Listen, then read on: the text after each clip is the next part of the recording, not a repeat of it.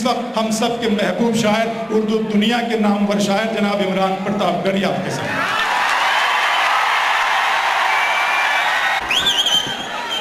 अस्सलाम वालेकुम। मेरा ख्याल है कि 4 साल बाद आज वापसी हुई है मेरी नांदेड़। पिछली बार आया था, मुशायरा किन्हीं वजहों से पूरा नहीं हो सका था और हम तमाम शायर दोस्त बहुत थोड़ा थोड़ा पढ़ के चले गए थे।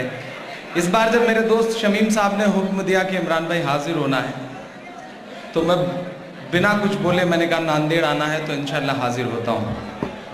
ख़ास बात ये थी कि अशोक चौहान साहब, जिन्हें हम चैनलों पे सुना करते थे, जिन्हें देखा करते थे अखबारों की ख़बरों में, ये था कि वो पूरी रात बैठ के मुशायरे को सुनेंगे।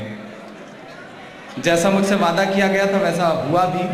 अमूमन ऐसा होता है कि चीफ गेस्ट जो है वो शमा रोशन करता है और निकल लेता है, क्योंकि शायर और कवि जो है वो समाज का आईना है अशोक साहब, और आईने के सामने बैठने की हिम्मत वही कर सकता है जिसके दामन में दाग ना हो। आप बैठने हैं, इसका मतलब मामला ठीक है। मैं 4 मिसरों से अपनी बात की शुरुआत करता हूँ। पूरे 4 साल बाद लौट करके आपके बीच आया हूँ। पिछली बार बमुश्किल 5-7 मिनट सुना पाया था जब शमीम साहब ने मुशायरा कराया था। पढ़ता हूँ, सुनिएगा। दायरे में सिमट के आया है, वहां तक बहुत बड़ी भीड़ है, जहां तक मेरी नजर जा रही है। उधर जो लोग खड़े हैं, पीछे जो लोग खड़े हैं, इधर जो लोग खड़े हैं, जिन्हें लगता है कि उनकी दुआएं और उनकी तालियों का शोर मुझ तक नहीं पहुंचेगा, तो मैं आपसे वादा करता हूं कि आप दुआएं दे के देखें, मैं आपकी धड़कनें सुन के बताऊंगा इंशाल्लाह। पढ़ता हूं, सुनेगा।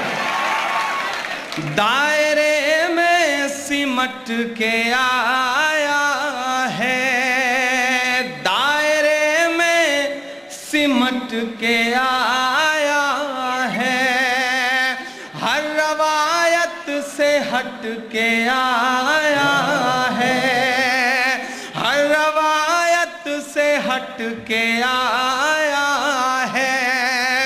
आंधियों को जरा खबर कर दो,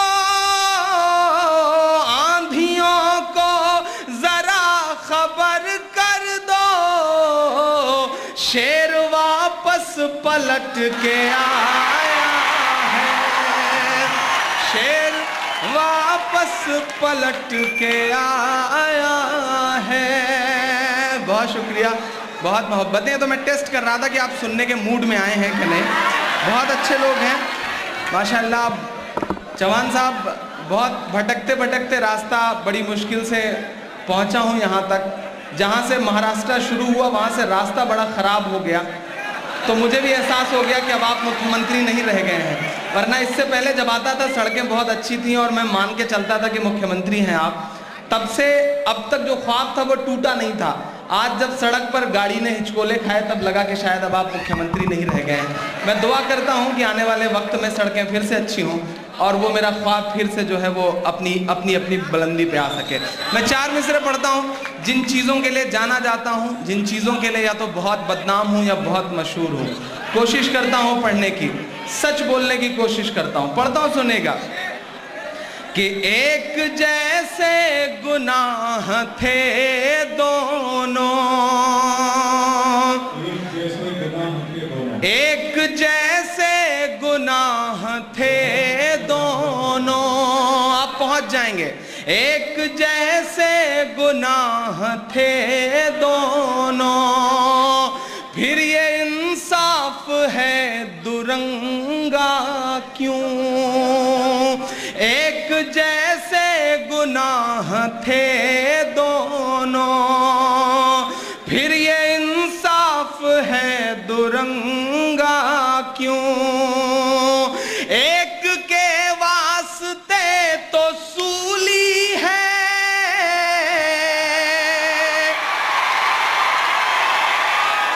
एक के वास्ते तो सूली है, दूसरे के लिए तिरंगा क्यों। दूसरे के लिए तिरंगा क्यों। फिर ये इंसाफ है दो रंगा क्यों। चौहान साहब, देश बड़े अजीब दौर से गुजर रहा है। इससे पहले जो प्रधानमंत्री थे वो इतने शरीफ थे कि कुछ बोलते ही नहीं थे। ये साहब हैं कि चुप ही नहीं होते हैं, दूरबीन लेकर के सफर पे निकलते हैं कि दुनिया में तलाशा जाए कि कौन सा मुल्क बचा है जहां घूमा जाए। जिस शिद्दत से, जिस गति से, जिस तेजी के साथ वो घूम रहे हैं, आने वाले वक्त में जब दुनिया के सारे मुल्क खत्म हो जाएंगे तो उनके घूमने के लिए कुछ नए मुल्क बसाने पड़ेंगे, जिस तेजी के साथ वो घूम रहे हैं। मैं मिसरे पढ़ता हूं साहब, आप सब पहुंच जाएंगे कि खुदकुशी कर रहा किसान मगर, खुदकुशी कर रहा किसान मगर, उसको दौरों से कहाँ फुर्सत है। मैं पढ़ता हूं, दुआएं मांगता हूं, सच लग जाए तो आप सबका साथ मिले। मुझको जालिम का तरफदार नहीं लिख सकते, कम से कम वो मुझे लाचार नहीं लिख सकते। जहां हथेली पे लिए बोल रहा हूं जो सच, उसको इस देश के अखबार नहीं लिख सकते, उसको इस देश के अखबार नहीं लिख सकते। मैं पढ़ता हूं कि खुदकुशी कर रहा किसान मगर, उसको दौरों से कहाँ फुर्सत है। जी तो कहता है चीख कर कह दूं, जी तो कहता है चीख कर कह दूं, ऐसी सरकार तुझ पे लानत है, ऐसी सरकार तुझ पे लानत है। और कितना अभिमान कर रहा है वो, अब अंदाजा लगाइए कि कितना अभिमान कर रहा है वो।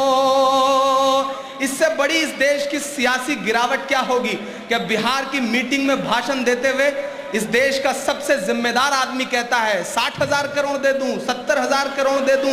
ऐसा लगता है जैसे भीख बांट रहा हो। मैं मिसरे पढ़ता हूं और आपसे दुआएं मांगता हूं कि कितना अभिमान कर रहा है वो, सब पे एहसान कर रहा है वो।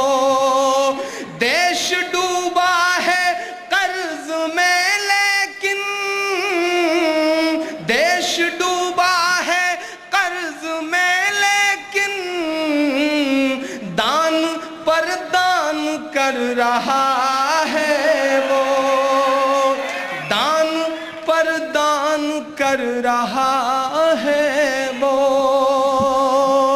जब भी कोई बड़ा मुद्दा उठाएंगे आप संसद में, जब भी कोई बड़ा मुद्दा उठाएंगे तब एक नया मुद्दा निकाल के लाया जाएगा। जब चीन की चटाइयां बिकवानी होंगी तो योग उठा करके सामने रख दिया जाएगा।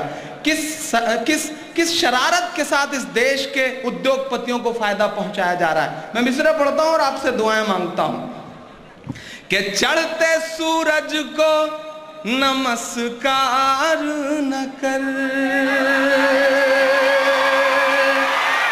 अब तक जिन लोगों ने हाथ नहीं खोले हैं मैं उनको भी पीछे तक कसम देता हूं कि इन अगले 4 मिसरों पे एक शख्स का हाथ खुलेगा कि चढ़ते सूरज को नमस्कार न कर, दिल से तस्वीर पढ़ के देख कभी, दिल से तस्वीर पढ़ के देख कभी। चढ़ते सूरज को नमस्कार न कर, दिल से तस्वीर पढ़ के देख कभी। योग का नाम भूल जाएगा। अब हाथ खुले आपका, नहीं अगले मिसरे पे एडवांस पेमेंट ना दें, अगले मिसरे पे। दिल से तस्वीर पढ़ के देख कभी, योग का नाम भूल जाएगा। बस तरावीह ही पढ़ के देख कभी, बस तरावी ही पढ़ के देख कभी। देश बहुत बुरे दौर से गुजर रहा है चौहान साहब, देश बहुत बुरे दौर से गुजर रहा है।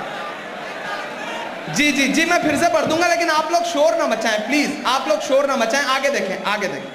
मैं जब आपसे मुखातिब हूं तो आप इधर उधर क्यों देख रहे हैं? मैं आपसे मिलने के लिए कई हजार किलोमीटर का सफर तय करके आया हूं, तो आप फिर इधर उधर क्यों देख रहे हैं? एक बहुत जिम्मेदार शख्सियत आपके बीच में बैठी हुई है, ऐसे लोग जल्दी नसीब नहीं होते। और ये पूरा मेरा ख्याल है कि मैक्सिमम 99.99% मुसलमानों का मजमा है। मैं आपसे एक बात कहना चाहता हूं दोस्तों, इस मुगालते में मत रहिएगा कि आपकी लड़ाई सिर्फ मुसलमान लड़ रहे हैं, कभी इस गलत फहमी में मत रहिएगा। रात के 2:30 बजे सुप्रीम कोर्ट के दरवाजे पर खड़े लोग इंसाफ बचाने के लिए जो थे, उसमें एक भी मुसलमान नहीं था। इस मुगालते में बिल्कुल मत रहिएगा, इस मुगालते में बिल्कुल मत रहिएगा कि आपकी लड़ाई सिर्फ मुसलमान लड़ रहे हैं। अगर इस देश में टेररिज्म के 2 चेहरे होते हैं, यह किसी ने साबित किया है, तो उस शख्स का नाम शहीद हेमंत करकरे है, वो कोई मुसलमान नहीं था। इस मुगालते में बिल्कुल मत रहिएगा। आप सैल्यूट करिए तीस्ता तलवार को, जिसने एक जालिम से लड़ते हुए आपकी जुबानी लड़ाई को अदालत तक पहुंचाने का काम किया और आज सीबीआई का मुकदमा झेल रही है। आप सैल्यूट करिए, आप सैल्यूट करिए अरुंधति रॉय को, आप सैल्यूट करिए कुलदीप नैयर को। आपकी लड़ाई सिर्फ मुसलमान नहीं लड़ रहे हैं। आप सैल्यूट करिए अशोक चौहान जैसे लोगों को, जिनकी सरपरस्ती आपको हासिल है। मैं मिसरा पढ़ता हूँ और आपसे दुआएं मांगता हूँ। देश बहुत बुरे दौर से गुजर रहा है। ये दौर वो है अशोक चौहान साहब की जब राम का मंदिर बनाने वाले लोग नाथू राम का मंदिर बनाने की मुहिम में लग गए हैं। देश बहुत बुरे दौर से गुजर रहा है, लेकिन इसके जिम्मेदार कहीं ना कहीं हम भी हैं। हमने उससे डरना छोड़ दिया, हमने वक्त के जालिमों के आगे सर झुका दिए और उससे डरना छोड़ दिया जो सबका मालिक है। गलतियां हमसे भी हुई हैं। ये दौर वो है कि हम फेसबुक और ट्विटर के जरिए, व्हाट्सएप के जरिए हादसों की खबरों को भी चटखारे लेकर के सुन रहे हैं। मैं मिसरे पढ़ता हूं और आपसे दुआएं मांगता हूं कि पहले आता था अब नहीं आता।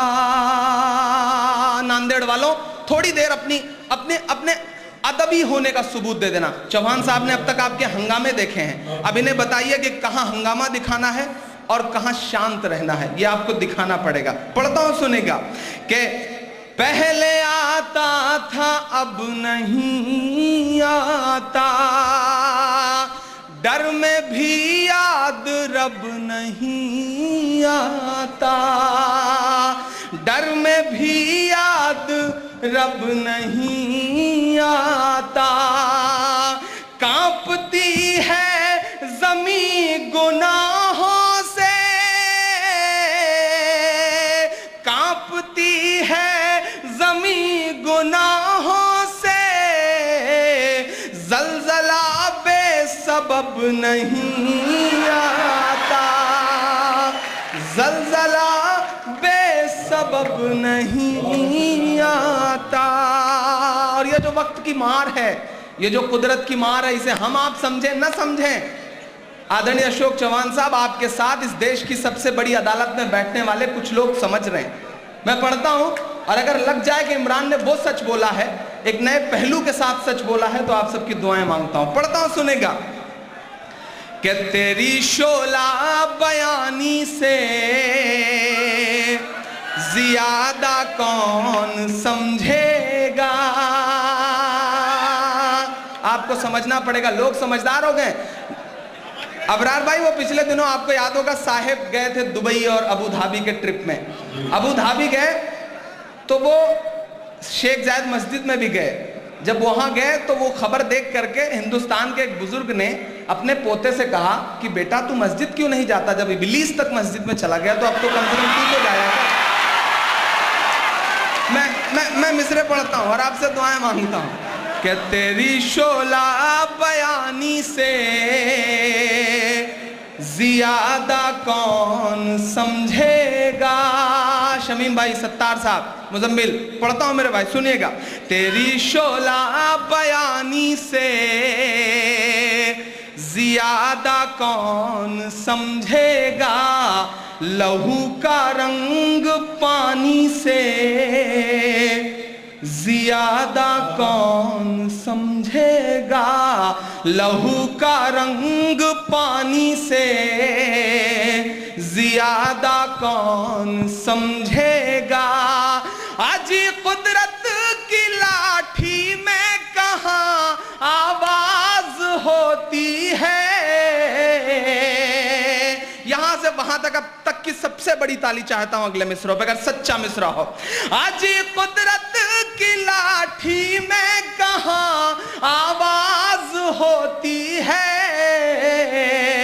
ये बातें आडवाणी से ज्यादा कौन समझेगा।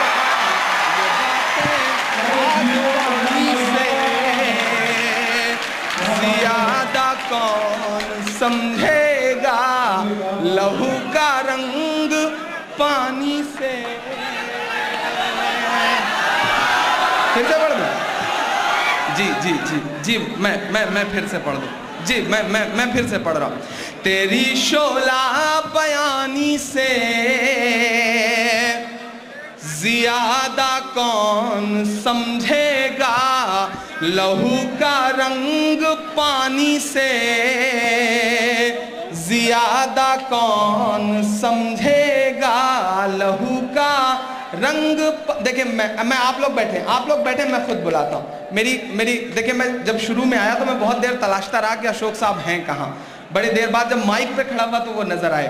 तो मैं ये चाह रहा हूं कि आप सिर्फ मुझे नजर आ रहे हैं, आगे बड़ी भीड़ है, जो ये लोग बैठे हैं वो सही से आपको देख नहीं पा रहे हैं। तो क्या ऐसा हो सकता है कि आप एक बार कुर्सी बदल लें और यहां तक आ जाएं? अगर ऐसा हो सके तो आ जाएं। एक बार जोरदार ताली बजा करके आप अशोक चौहान साहब को बुलाएं, जहां हैं वहां बैठे रहें।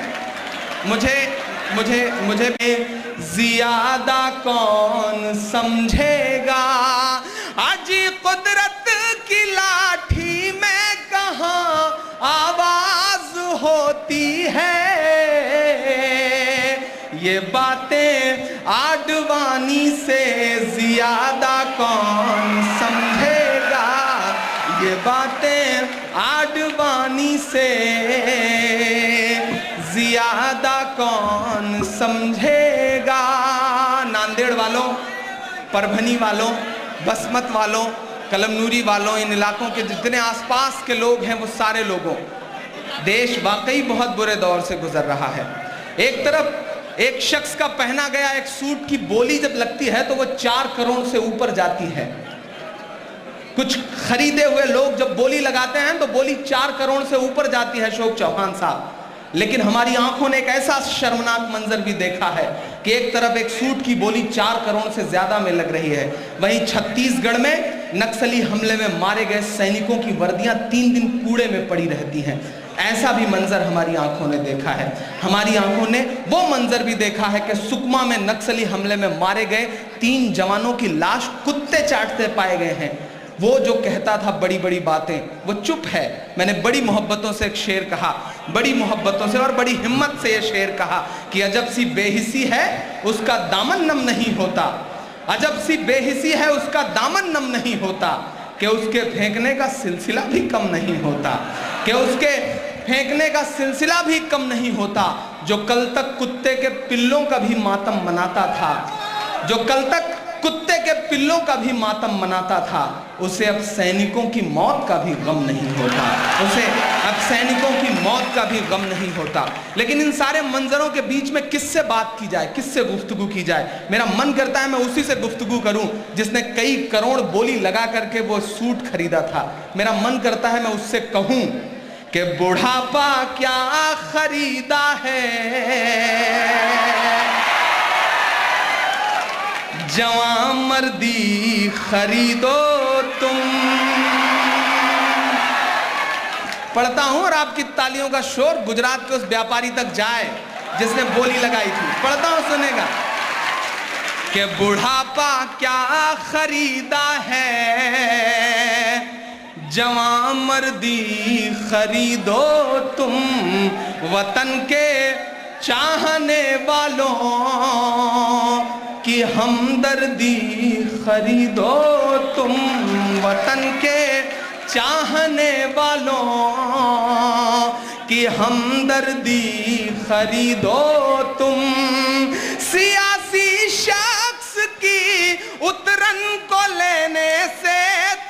बेहतर है। अगला मिसरा अगर सच्चा हो और जरा सा देश की देशभक्ति दिल में कहीं भी जगे तो एक शख्स की दुआएं मांगता हूं। सियासी शख्स की उतरन को लेने से तो बेहतर है वतन पर मरने वाले शख्स की वर्दी खरीदो तुम। वतन पर मरने वाले शख्स की वर्दी खरीदो तुम। अच्छा, कितनी खुशफहमी पाले हुए प्रधानमंत्री नसीब हुआ है, अल्लाह सदके जाऊं उस पर। इतनी खुशफहमी पाले हुए अशोक साहब कि कभी कभी जब वो भाषण देते रहते हैं तो भाषण देते देते ऐसा लगता है कि जैसे वो ये कहना चाह रहे हो कि मित्रों, मैं चाहता तो प्रधानमंत्री तो मैं पंडित जवाहरलाल नेहरू जी के बाद भी बन जाता, लेकिन मैं तो ये सोच के प्रधानमंत्री नहीं बना कि चाय कौन बेचेगा। इतनी खुशफहमी पाले हुआ शख्स हमें नसीब हुआ है। कमाल है साहब। पढ़ता हूं और आपसे दुआएं मांगता हूं। 4 मिसरे अपने तेवर और अपने लहजे में पढ़ने की कोशिश करता हूं। हमारे पड़ोस में एक जिला है उन्नाव, वहां एक सांसद हैं साक्षी जी।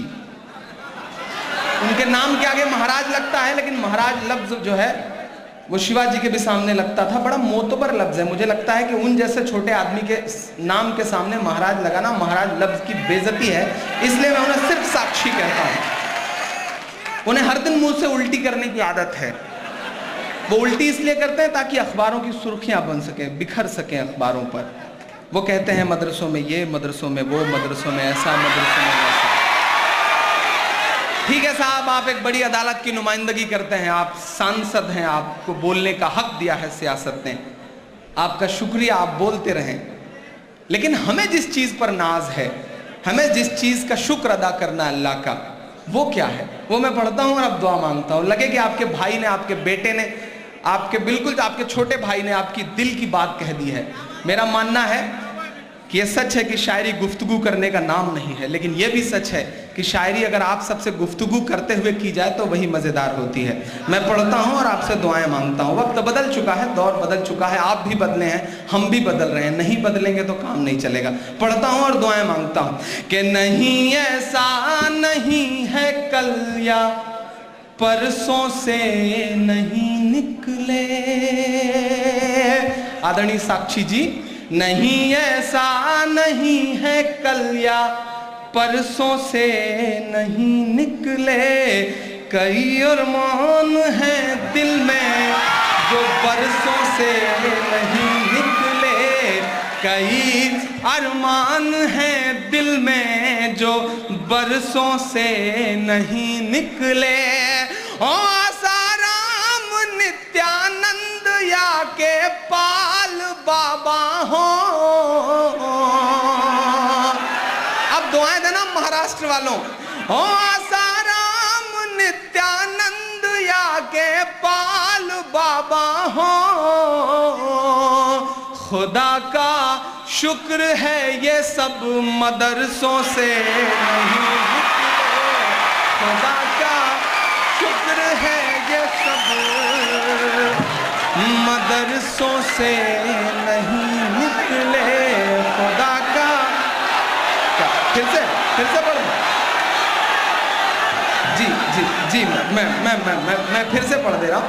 आप बड़े जज्बाती लोग हैं माशाल्लाह, आप प्रोसेस पूरा करते हैं।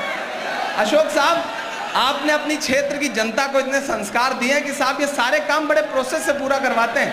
बिना प्रोसेस पूरा करवाए अगला 4 मिसरा पढ़ने ही नहीं देंगे। वो पिछले दिनों एक घर में डकैत घुस गए लूटने के लिए। घर वाले डर गए, बड़े शरीफ से थे। उन्होंने सोचा कि जब पिट के देना है इससे अच्छा सब कुछ दे ही दिया जाए। उन्होंने तिजोरी की चाबियां डकैतों को दे दी। सारा माल जहां रखा है वो बता दिया कि जाओ यहाँ से ले लो, यहाँ से ले लो। डकैतों ने तिजोरी खोली, सारा माल निकाला, सब कुछ बटोर के जब पोटली बनाई तो घर वालों ने सोचा कि चलो सामान लेके निकल जाएंगे, पिटाई नहीं होगी। डकैतों ने पोटली बना के किनारे रखी और फिर मारना शुरू कर दिया।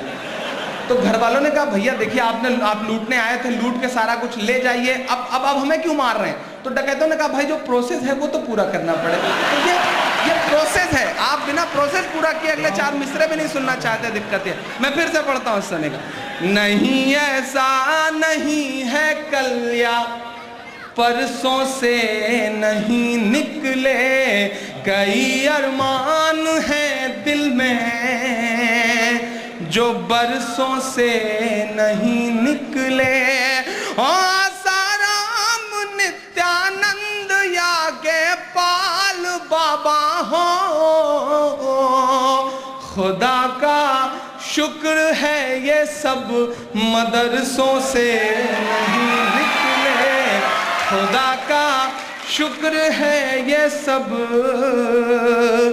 मदरसों से नहीं निकले। और ये किसने कह दिया तुमसे कि इनका बम से रिश्ता है? ये किसने कह दिया तुमसे कि इनका बम से रिश्ता है? बहुत हैं जख्म सीने में, फकत मरहम से रिश्ता है। बहुत हैं जख्म सीने में, फकत मरहम से रिश्ता है। वो तुम हो जो तिजारत करते हो बारूद की साहब। अगला मिसरा अगर मेरे दिल का दर्द हो और आपके भी दिल का दर्द हो तो आपकी तालियों का शोर अपने एसी कमरों में सोए हुए ऐसे फिरका परस्त लोगों तक जाएं। मैं हिम्मत करता हूं। वो तुम हो जो तिजारत करते हो बारूद की साहब, ये हैं ईमान वाले इनका बस जमजम से रिश्ता। ये हैं ईमान वाले इनका बस जमजम से रिश्ता है। बहुत हैं जख्म सीने में, फकत मरहम से रिश्ता है। जी जी जी जी मैं फिर से पढ़ दे रहा हूँ। आगे आगे आगे आप ये चाहते हैं कि आगे ना है ना, थोड़ा सा आगे मत आइएगा, उन दोस्तों को भी देखने दीजिए। ये किसने कह दिया तुमसे इनका बम से रिश्ता है? बहुत हैं, मैं मान रहा हूं कि आपको बहुत गर्मी लग रही है, लेकिन आप यकीन करें मेरी तबीयत खराब है, मुझे कम से कम 103 बुखार है और आपसे कम गर्मी में नहीं खड़ा हूं। आपसे एक कपड़ा ज्यादा पहन रखा है तो गर्मी और ज्यादा लग रही है। तो मेरा ख्याल है कि हम दोनों गर्मी बर्दाश्त करें और इस गर्मी के माहौल को मोहब्बतों के माहौल में तब्दील करें। कोई शोरगुल ना हो, जहां भी जैसे हैं आप खड़े रहें, मुझे कोई दिक्कत नहीं। एक बार जोरदार ताली बजाएं। मैं फिर से पढ़ता हूं। आज दिखा दीजिए, आप अशोक जी को भी ये बता दीजिए कि जो नई पीढ़ी है जिसके ऊपर ये इल्जाम लगता है कि वो बड़ी बेअदब है, वही नई पीढ़ी आज दिखा देगी अपने नेताओं को कि नहीं, नांदेड़ और उसके आसपास की जो नई पीढ़ी है उसने जमाने के साथ चलना सीख लिया है। एक बार जोरदार ताली बजाएं। मैं अगला मिसरा शुरू करता हूं। ये किसने कह दिया तुमसे कि इनका बम से रिश्ता है? बहुत हैं जख्म सीने में, फकत मरहम से रिश्ता है। वो तुम हो जो तिजारत करते हो बारूद की साहब, ये हैं ईमान वाले इनका बस जमजम से रिश्ता है। ये हैं ईमान वाले इनका बस जमजम से रिश्ता है। आदरणीय चौहान साहब, इस देश में एक मुहिम शुरू की गई है, कचरा इकट्ठा किया जाता है, फोटोग्राफर बुलवाए जाते हैं और कभी कभी तो पक्की सड़कों पर हरी पत्तियां इकट्ठी कर दी जाती हैं, इतनी तक गलतियां कर दी जाती हैं। और उसके बाद फोटोग्राफर जब तैनात हो जाते हैं अखबारों के तो फिर झाड़ू फिराई जाती है और उसके बाद कहा जाता है ये है स्वच्छता अभियान। अभियान अच्छा है लेकिन इसके पीछे की जो मंशा है उसको समझने की कोशिश करिए। मैं 4 मिसरे पढ़ता हूं और अगर लगे कि इमरान ने आपके दिल की बात कह दी है तो आप सबका साथ मिले। पढ़ता हूं, सुनेगा। पीछे जो दोस्त हैं उनसे गुजारिश है कि आप अब चुप हो जाएं। जब मैं बोलूं तो आप चुप रहें और आप बोलेंगे तो मैं चुप रहूंगा, वादा कर रहा हूं। पढ़ता हूं, सुनेगा। कि किसी भी मौलवी से या के साधु से न छूटेगा। मुझसे मोहब्बत करते हैं ना, करते हैं ना? तो ये सारे लोग भी देख रहे हैं कि आप मुझसे कितनी मोहब्बत करते हैं। आपको दिखाना है मेरे भाई, तो थोड़ा सा आप धैर्य नहीं रखेंगे तो कैसे काम चलेगा। आप भी अगर मोदी हो जाएंगे तो कैसे काम चलेगा, बिना बात के बोलने लगेंगे। पढ़ता हूं, सुनेगा। किसी भी मौलवी से या के साधु से न छूटेगा। मुझसे कहा गया कि निजाम बदल गया है, हुकूमत बदल गई है, इमरान साहब लहजा नरम कर लीजिए, अब इस तरह मत बोला करिए। तब मैंने बड़ी हिम्मतों से कहा था कि जो कहते हैं इस आंधी में पर ना तोला जाएगा, जो कहते हैं इस आंधी में पर ना तोला जाएगा, जो इस बात पे खुश हैं हमसे लब ना खोला जाएगा, उनसे कहो हम तूफानों से डरने वाले लोग नहीं, कातिल को मरते दम तक कातिल ही बोला जाएगा, कातिल को मरते दम तक कातिल ही बोला जाएगा। किसी भी मौलवी से या के साधु से न छूटेगा, मदारी के किसी करतब से जादू से न छूटेगा, मदारी के किसी करतब से जादू से न छूटेगा। सफाई कर रहे हो तो जरा दामन की भी कर लो। अब साथ देना मेरा अगले मिसरे पर। सफाई कर रहे हो तो जरा दामन की भी कर लो, हमारे खून का धब्बा है झाड़ू से न छूटेगा, हमारे खून का धब्बा है झाड़ू से न छूटेगा, मदारी के किसी करतब से जादू से न छूटेगा।